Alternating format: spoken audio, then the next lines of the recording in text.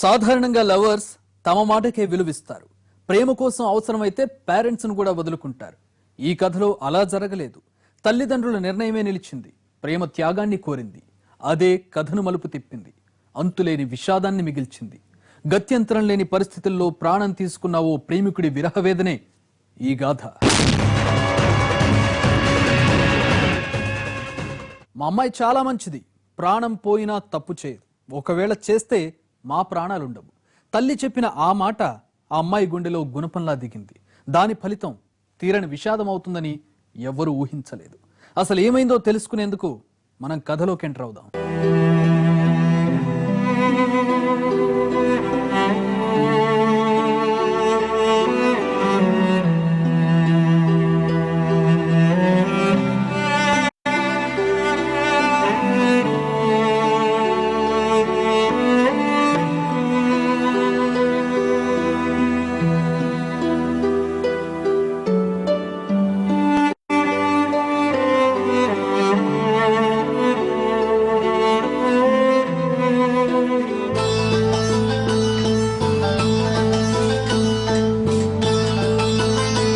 నా పేరు కార్తిక్.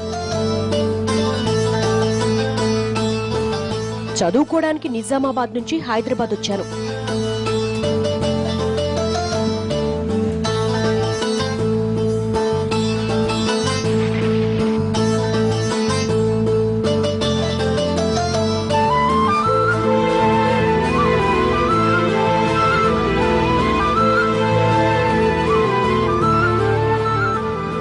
ఎప్పుడూ లేంది ఆ రోజు టిఫిన్ చాలా బాగుంది అనిపించింది. కారణం ఓ అమ్మాయి గలగలా మాట్లాడుతుంటే ఎవరా అని తన వైపు చూశాను.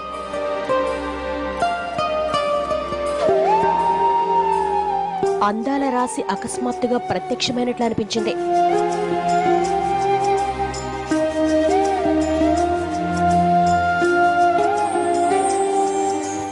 నేను టిఫిన్ తినడం పూర్తవనే లేదు, అంతలోనే వెళ్లిపోయింది.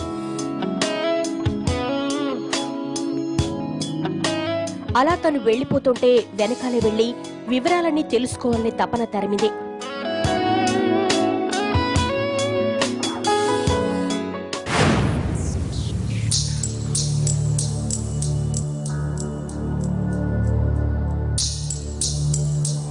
మర్నాడు అక్కడే తన కోసం ఎదురు చూశాను. తను వస్తుందా రాదా నాలో చిన్న టెన్షన్.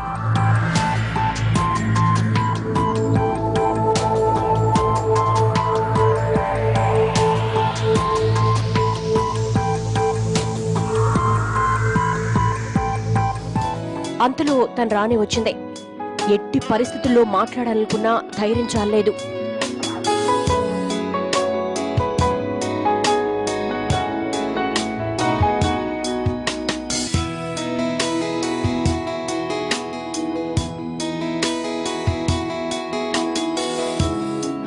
తనెవరు, పేరేంటి, ఏ కాలేజ్, ఇల్లెక్కడా, పోనీ నంబర్ ఎంత, ఇలా ఎన్నో ప్రశ్నలు ఉక్కిరి బిక్కిరి చేశాయి.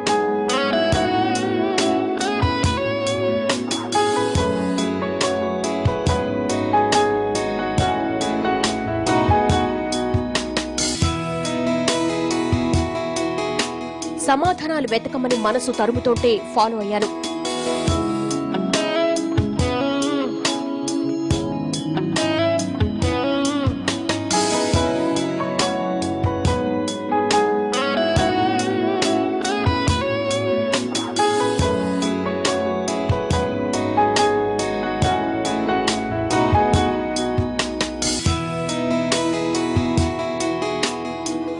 తన ప్రొఫైల్ మొత్తం లాగేశా. పేరు పద్మిని. సెంట్రల్ యూనివర్సిటీలో చదువుతోంది.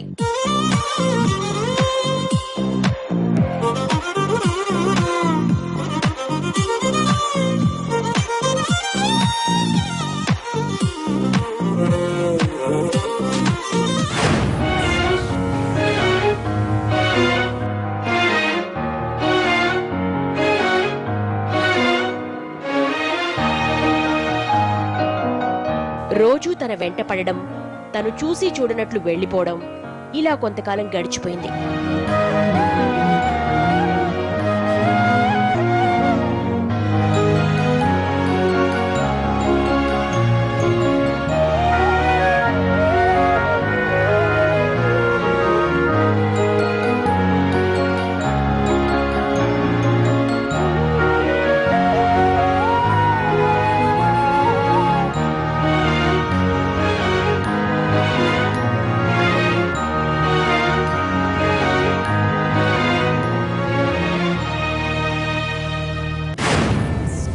రోజు పరిచయం చేసేసుకోవాలని డిసైడ్ అయిపోయా.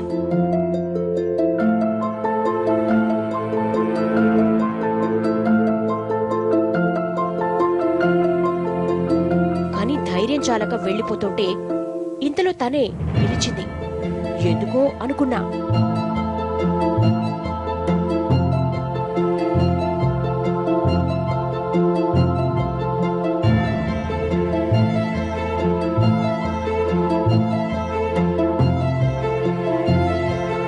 మనం ఫ్రెండ్స్ అవుదామా అంది. షాక్ అయ్యా. వాట్సాప్ లో స్మైలీలని ఒక్కసారి పలకరించినట్లు అనిపించింది.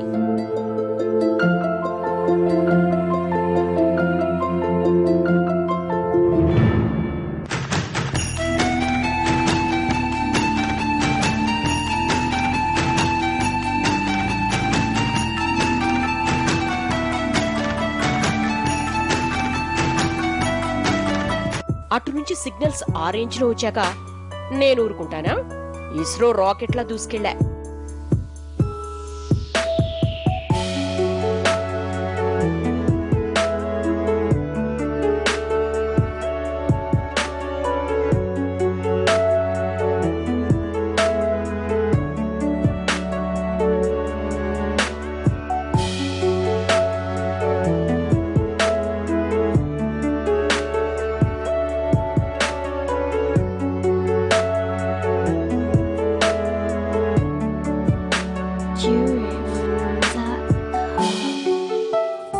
తనతో పైకి చెప్పింది ఫ్రెండ్షిప్, చేస్తున్నది మాత్రం లవ్.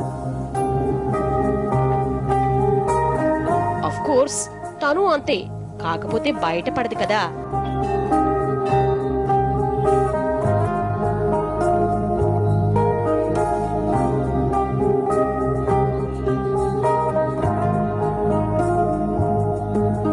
రోజులు సినిమా రీల్లా తిరిగాయి.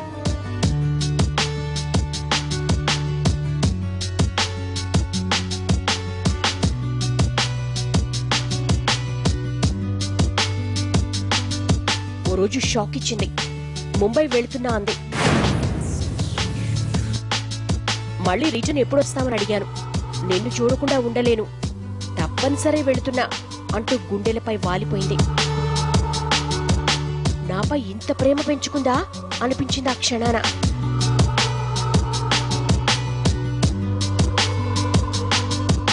పద్మిని ముంబై ఎందుకు వెళ్ళింది? తిరిగి వచ్చిందా రాలేదా? షార్ట్ బ్రేక్ తర్వాత. ప్రశాంతంగా ముగిసే ప్రేమ కథలు చాలా తక్కువ. ఈ స్టోరీలోనూ కలతలు కలవరాలు తప్పలేదు. ముంబైలో ఏం జరిగిందో ఇప్పుడు చూద్దాం.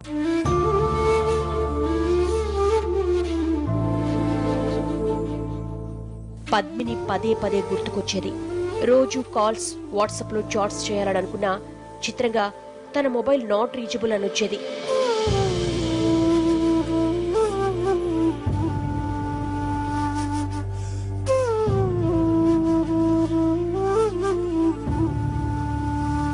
తన వాట్సాప్ నంబర్ కి మెసేజ్లు పంపడం మొదలుపెట్టా. ఎంతకీ రిప్లై రాదు. ఏం జరిగిందో అర్థం కాదు. కాళ్ళు చేతులు ఆడలేదు. మనసులో ఏదో తెలియని బాధ కుదురుగా ఉండనివ్వలేదు. ఒక్కదానికైనా రిప్లై ఇవ్వచ్చు కదా.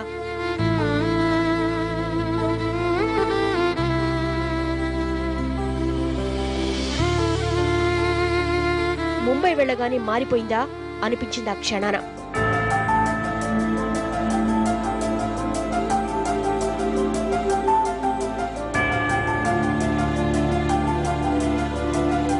చాలాసేపటి తర్వాత నాకు వాట్సాప్ మెసేజ్ వచ్చింది.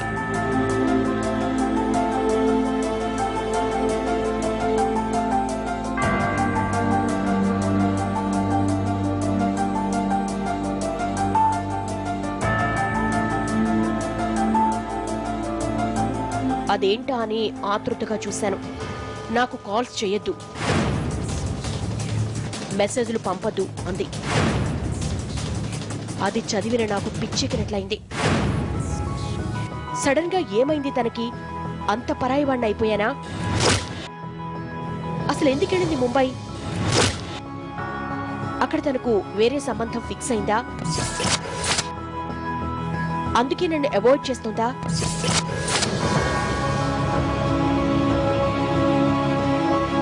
ఈ ఇలా మనసులో ఏవేవో ప్రశ్నలు సుడిగుండాలా తిరిగాయి. విషయమేమిటో తేల్చుకోవాలనుకున్నాను.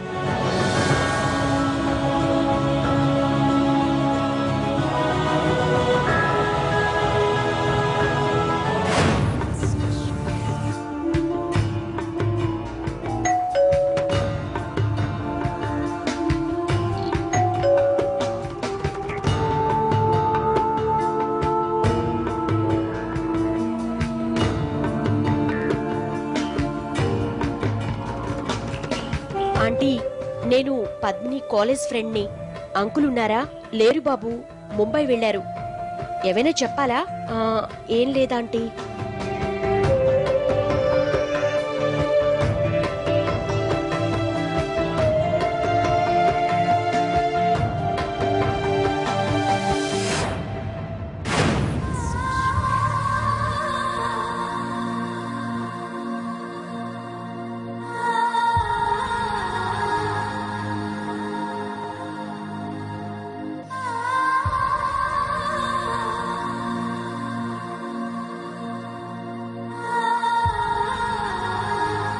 పద్మిని ఇంట్లో వాళ్ళ డాడీ లేకపోవడం,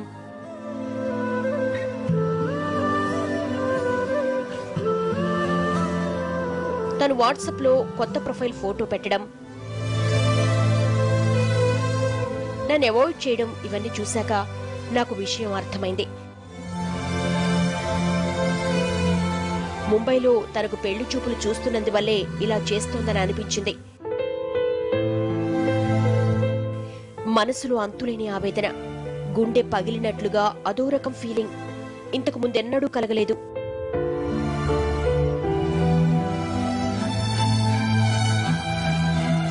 ముందుకొచ్చింది. నీకు నాపై ప్రేమ లేదు, టైం పాస్ కి నన్ను ప్రేమించావు, అందుకే నన్ను అవాయిడ్ చేశావు, ఐ హేట్ యూ అన్నాను. అప్పుడు తను చెప్పింది విని షాక్ అయ్యాను. నన్నే అంటున్నావు, వారం రోజులు నేను లేకపోతే ఉండలేకపోయావు, నాదే తప్పంటున్నావు అంది. అసలు నేను ముంబై ఎందుకెళ్లానో తెలుసా? మా బాబాయికి సీరియస్ అయింది. నాన్న నేను హడావుడిగా వెళ్లాం. తీరా అక్కడికి వెళ్ళాక ఆయన చనిపోయారు. అలాంటి పరిస్థితుల్లో నీతో ఎలా మాట్లాడగలను? నువ్వేమో ఏకంగా మా ఇంటికి వెళ్లిపోయావు. అలా ఓ అమ్మాయి ఇంటికెళ్తే తన పరిస్థితి ఎలా ఉంటుందో ఒక్కసారైనా ఆలోచించి ఉండాల్సింది.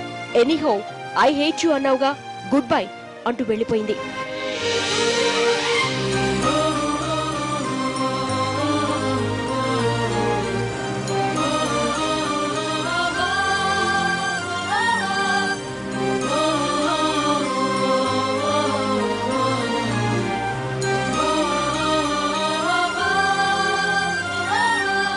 పద్మిని గుడ్ బై చెప్పడం వల్లే కార్తీక్ సూసైడ్ చేసుకుని ఉంటే ఇది రొటీన్ లవ్ స్టోరీ అయ్యేది. కానీ మరో సంఘటన కల్లోలం రేపింది.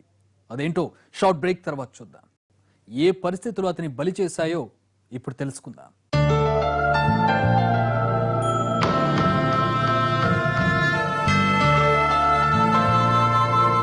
పద్మిని విషయంలో నేను చేసింది తప్పే.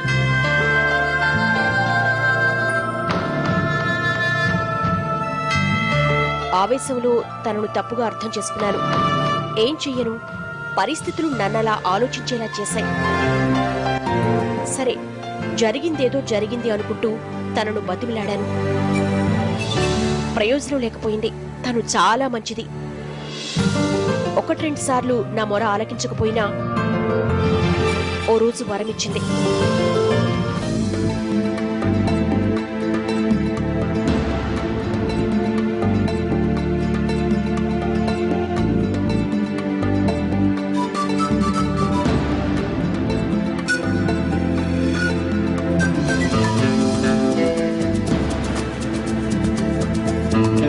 క్యాలెండర్లో పండగలన్నీ ఒక్కసారి వచ్చినట్లు అనిపించింది. మన లైఫ్ లో మళ్ళీ ఇలాంటివి జరగకుండా ఉండాలంటే మనం వెంటనే పెళ్లి చేసుకోవాలి. ఏమంటావు అంది. ఏమంటాను, ఎగిరి గంతేశాను. ఆ రోజు తన గురించి నా మనసులో ఉన్నదంతా బయట పెట్టాను. తొలిసారి తనను చూసినప్పటి నుంచే ఎలా ప్రేమ మొదలైందో వివరించాను. కట్నాలు అవి ఏవి అవసరం లేదు, కావాలంటే నేనే ఎదురు కట్నం ఇస్తానని అన్నాను. తనెంతో సంతోషించింది.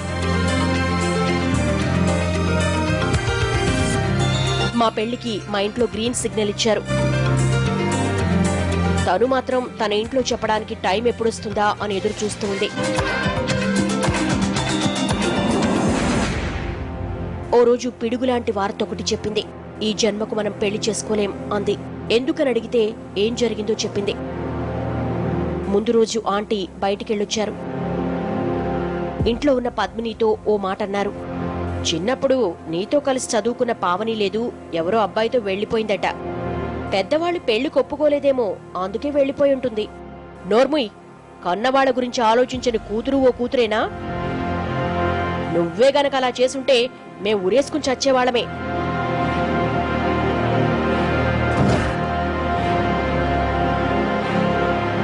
పద్దు, నువ్వు చాలా సింపుల్ గా చెప్పేస్తున్నావు. నాకు మాత్రం గుండె పగిలినంత బాధగా ఉంది. నా మనసంతా నువ్వే ఉన్నావు. నా మనసు నుంచి నిన్ను నేను తీసేయలేను. ఎలాగైనా మీ వాళ్ళను ఒప్పించు. నువ్వు లేకుండా నేనుండలేను. ప్లీజ్ పద్మిని. సరే, నువ్వింతలా అడుగుతున్నావు కాబట్టి ఓసారి అడుగుతాను. అక్కడేమో మా వాళ్ళు, ఇక్కడేమో నువ్వు. మధ్యలో నేను నలిగిపోతున్నాను.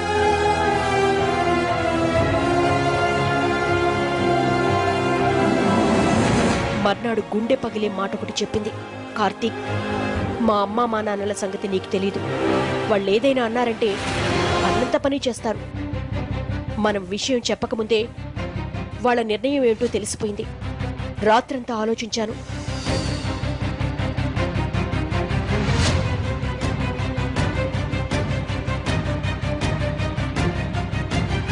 వాళ్ళని ఒప్పించలేను. వాళ్ళని కాదని నిన్ను చేసుకోలేను. I'm sorry. నన్ను మర్చిపో. తను అలా వెళ్లిపోతుంటే నా ప్రాణం విలవిలలాడింది. ఆ క్షణం నుంచి ప్రతి క్షణం భారమైపోయింది. ఇన్నాళ్లు తనపై పెంచుకున్న ప్రేమ సజీవ సమాధైపోతుంటే తట్టుకోలేకపోయాను. గుండెంతా పిండేస్తున్నట్లు ఏదో బాధ. ఆ ఫీలింగ్ ను మాటల్లో చెప్పలేను. దాన్ని భరించలేకపోయాను. నా వల్ల తనకు, తన తల్లిదండ్రులకు ఇబ్బంది కలగడం నాకిష్టం లేదు. అలాగని తనపై ప్రేమను వదులుకొని బతకటమూ నా వల్ల కాదు.